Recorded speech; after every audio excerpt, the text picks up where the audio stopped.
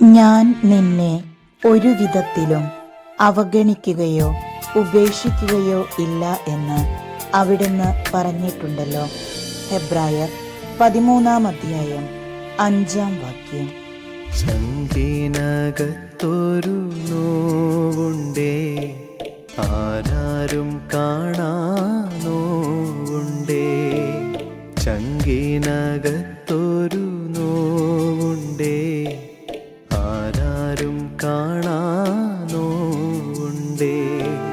സങ്കടം കേൾക്കാൻ നീ വരൂ ഈശോയേ, എൻ്റെ സങ്കടം കേൾക്കാൻ നീ വരൂ ഈശോയേ.